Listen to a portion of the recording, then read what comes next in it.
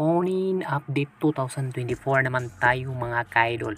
Pag-uusapan natin ngayon si Janine Gutierrez at Paolo Abilino at alamin natin ngayon ang kanilang relationship at ayon sa kabilang source nating nakuha ay stay strong pa din ang kanilang relasyon at maliban dyan mas lalong gumaganda itong si Janine Gutierrez kaya siguro mas lalong na-inlove itong si Paolo Abilino sa kanya.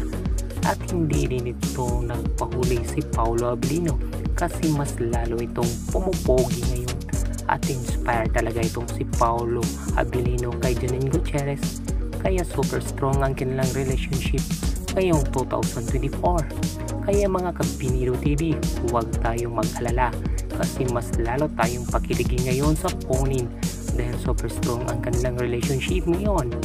At kung fan ka sa phone-in, paki-like at comment at subscribe naman dyan mga Kabinido TV. Salamat po!